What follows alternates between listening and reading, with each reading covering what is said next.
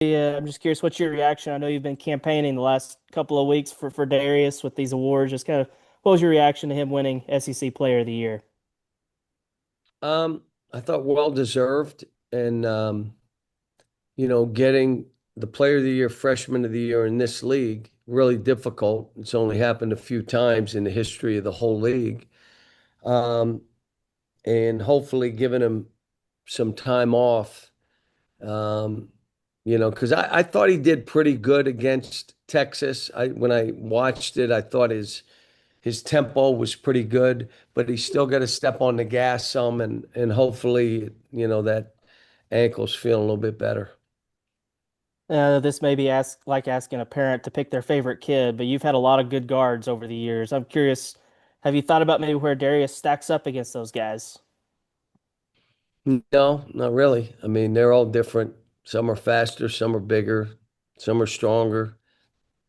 Some shoot it better, some don't shoot it as well. Some are really fast. I mean, they're all different and they're all special and they've all made it. And so, no, I really haven't. I don't compare guys. Last one for me. I know Malik also got honored as well. And what have you thought about the way they've kind of meshed him and Darius, two guys coming in like that that's highly regarded, and the way they've been able to play with each other? Um, Yesterday, Malik went to Darius in the training room and just said to him, "Hey, congrats." And he said, "Yeah, and congrats to you." And Malik would have been freshman of the week a bunch, except Darius was. And if Darius would have been player of the week, then Malik would have had more than just one freshman of the week. So he had and he's still getting better. They both are.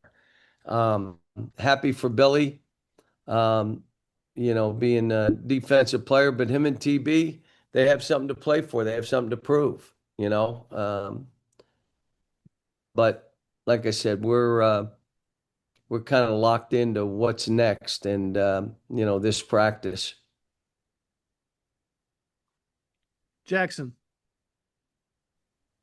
Hey, John, you talk about what's next. Seeding for the NCAA tournament, self-improvement. What's the most important thing that you're worried about heading into the SEC tournament? What you want to see from the guys? I'm not worried about anything. It's just that you are playing to hold your seed, to improve your seed. That's what you're doing. And if that means you keep winning, then you keep winning.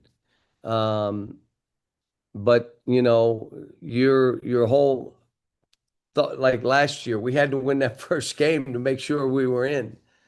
And this thing is, how much can we improve our seed?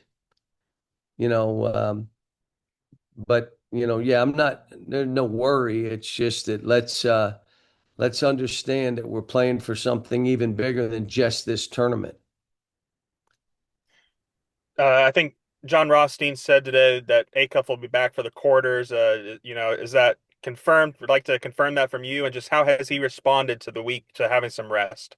No, he's been good. Yeah, I mean, we have no intention of holding him out, but we got 2 days of practice.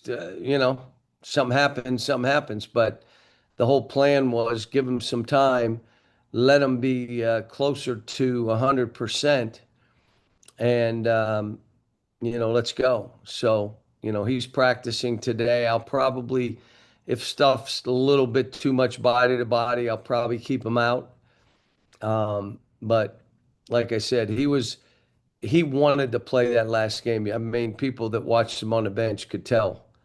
And when I saw him in the training room this morning, he said, "How you feeling?" He said, "I'm practicing today." I said, "Well, yeah, and there are times I'm going to pull you out, but when you're in there, go really hard, and then we'll step you off the court." Last one, Coach. A bit of a random one. I think SEC teams this year are like 65%, something like that, in challenges. You guys are close to 90%. What can you say about the staff, behind the bench that's contributed to that and helped you guys have some, a meaningful challenge win this weekend against Missouri to get the ball back? Well, that's their job, and they got to do it quickly, and they better be right. And Their job is to tell me, yes, go for it. And if it's iffy, they'll say, kind of iffy. And I may pull back and say, well, let's wait. But no, they've done a great job. We got a couple guys. So you got more than just two eyes. You got 4 to 6 eyes watching. And then, Kevin Buddy normally would be the guy that I'd say, what is it? But yeah, that was a big play. Anthony.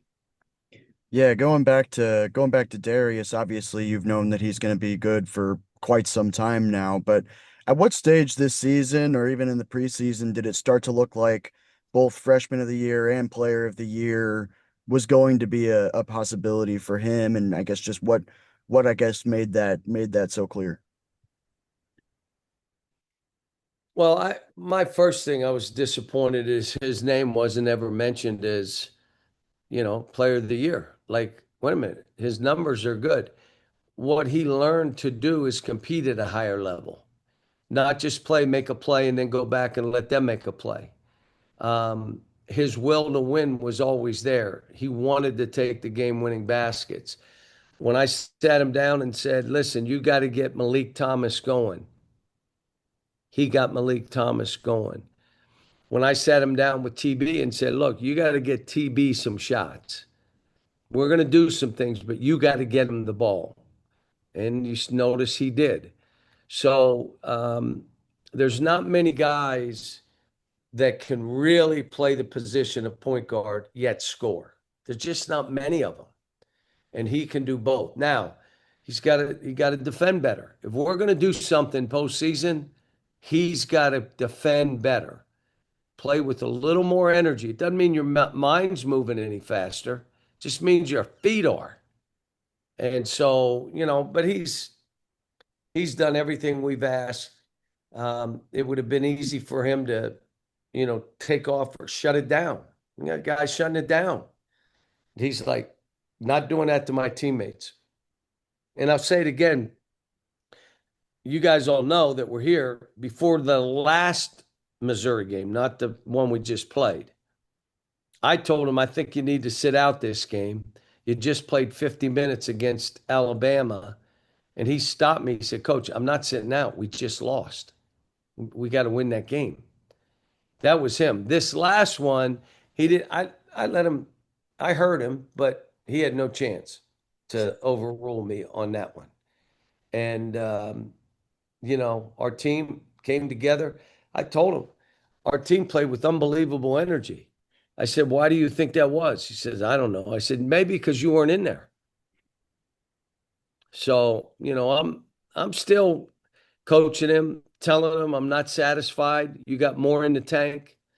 Got a couple other guys that did individual work with them. Same idea. I'm not giving up on you. We're doing this in a 20-minute session, conditioning and some other stuff. Guys were spent. I'm like, dudes, it's March. You got to be able to push through this stuff. And then just looking ahead to the SEC tournament, obviously you don't know who exactly you're going to play yet. Obviously you have a general idea of the three who are, on that part of the bracket. I guess just how different is it when you're, I guess, scouting those teams? How different is the preparation when you're in a tournament like this? And then I guess just how much does it maybe benefit you to have, I guess, that kind of experience before going into the NCAA tournament? Well, first of all, when you don't know who you're going to play, it's not all bad because you just lock into yourself. Is there anything that we need to do a little different or try? Is there anything we need to add to us offensively or even defensively?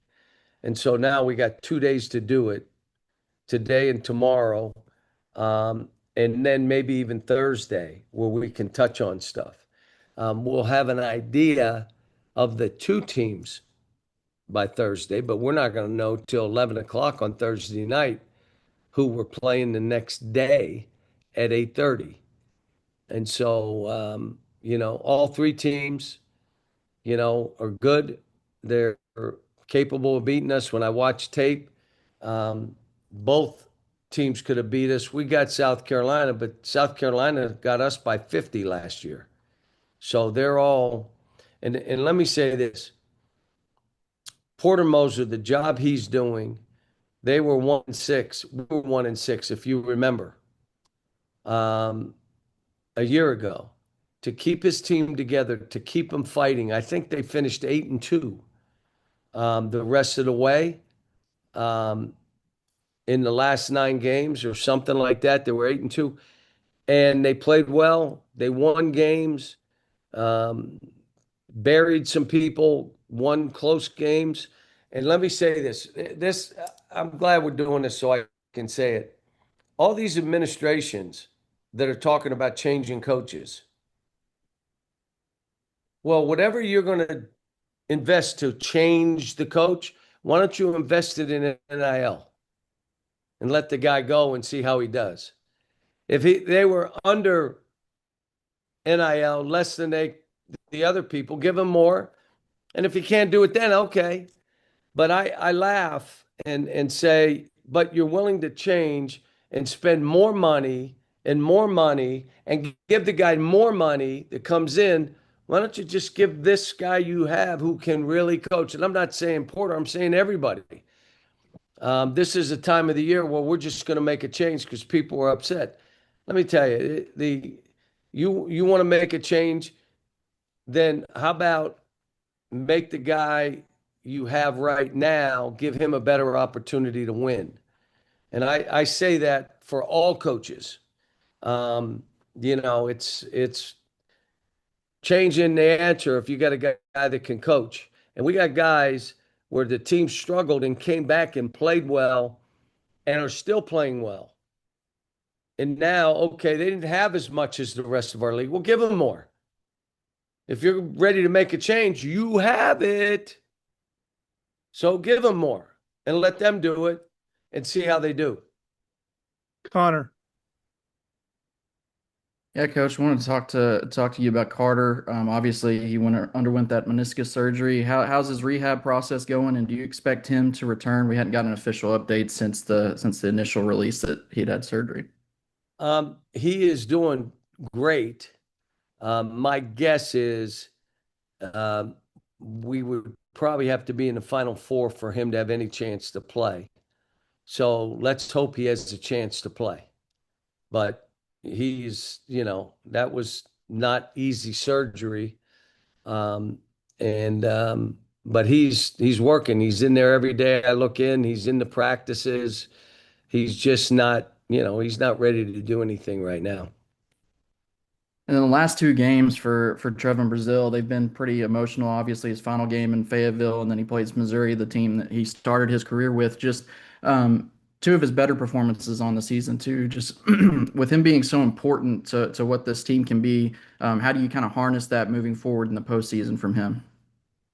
He just has to be more consistent. His mindset coming in, his preparation, so that he can just play. You're not thinking. You're not trying to take drills off. You're not trying to do what's easiest. You're in there getting treatment like crazy. So you're not ever saying it's a knee, it's an ankle, it's this, it's that. Just got to be more consistent. Um, he's had a terrific year. He really has. And now for us, he's going to have the kind of games that he had the last couple in the range. He doesn't have to be way above them and just be in the range. Part of it's offensive rebounding. That takes no skill. Yeah, we need a 3 or 2 from you. But all the other stuff he does, blocking shots, rebounding, flying, dunking balls in the offense, making free throws, things that don't take a whole lot of skill. I call them the easy things. Do those things really hard. And, if he does that, we're pretty good. Ty. Cal, you mentioned the core you had heading into the Missouri game with Billy, TB, and DJ. I wonder, since they were obviously on the team last year, are they telling the younger guys like Malik, Isaiah, and Darius just the intensity level that gets picked up in the postseason, or is that something you kind of have to tell them before this weekend? I don't know if they have, but I imagine they've talked about it, because we did step on the gas last year. Those we got in the tournament, we elevated, and it wasn't one guy, it was everybody. And our defense became like pretty good. But we were a top 10 defensive team all of last year. This year, and today we'll meet before practice. It'll all come back to the reason defense matters. In the NCAA tournament, it's about one game, not the best of 3, 4, 5. It's one game. That means if you're not shooting the ball well, which could happen, you better be defending so you can keep the game close. If you're not defending, you're going to be down 18-20 in an NCAA tournament game. Well, in the old days, that used to be history. Now it seems like people come back from that too. But you don't want to put yourself in that position when it's one game and you fall off a cliff. So defense will matter. And I think we'll talk about it again today and tomorrow. Let's really shore up and make sure we're doing the things defensively we have to do. In your coaching experience, you feel like you've had maybe that team that was farther ahead offensively, and then postseason time they kind of picked it up. Is that something you've seen in your career, that they really ratcheted up defensively when it came tournament time? Yeah, my teams have. This team has kind of been where we are defensively, but we're so good offensively. Well, we had a couple games where we shot 38% and won, but that's because those games we really guarded. And so we could do that. But if you're shooting 50 and they're shooting 52, guess what? You're losing. And so, yeah, we've got work to do. But these kids have a fight and they have a desire and a will to win, and it's going to come down to that. And I'm trying to get them to talk to each other. Less got to come from me. More comes from hold each other accountable. You don't have to be mean about it. Now, maybe on the third time you tell a guy you got to be mean, but talk to each other out there, cover for each other. So I'm anxious to see. But that's this time of year, that's what this will all come down to. Even in this tournament, the next tournament, it's all the same. You got to be able to guard in case you're not shooting the ball well. And Cal, last one for me on that note, is there someone, I think we all know who the best player on the team is, but is there someone that you feel like is the most vocal, that talks the most on defense, that's really stepped up in that area to what you're talking about? DJ's probably the best we have. And his energy level's off the charts, and he defensively is where he's supposed to be. He knows, what the schemes are. And then you have Billy, who may not say anything, but is always near the ball, always tipping the ball away, always getting a tough rebound, always coming in the weak side, always in a position to help. So, those two are probably the best. And I'll be honest, you have Malik Thomas did a great job on really good scores for like 3 games in a row, where he played the guy because of his length, because he is 6'5". Was able to play one of their best scorers on the other team. Daniel, wrap us up, please. Yeah, just one for me. Excuse me. I mean, you talked after the Missouri game, you had that conversation with Malik Ewan, mentioned Chris Wilcox in there. Obviously you responded really well. I'm curious, just in the last few days, I mean, is that kind of saying the same as well as, as far as, getting that kind of level of play out of him this weekend? Yeah, and I worked him out yesterday. He was here. I had him come over and I worked him out myself, and it was conditioning and different things. And I'm like, it doesn't matter making shots, making layups, making free throws. That bothers you. It doesn't bother one soul on our staff. Just be alert, sprint the court on offense and defense, bounce on defense, be early, help, talk and pick and roll. If you do all those things, you're a natural offensive player. It'll happen. But you got to lock in on this defense. And that's some things we did yesterday. I kept telling him, I'm not giving up on you. So, let's go. Yeah, and I noticed, there wasn't any mention of him on senior night. I mean, obviously he's going to need a waiver to play next year. Is that something you guys are trying to work through to bring him back? We haven't started that process yet. We haven't started anything with anybody really. Okay, that's all I got. Appreciate it. Thank you, Coach. I really appreciate your time today. Thanks. Appreciate you. Thanks, guys. See you up there. Thank you, guys.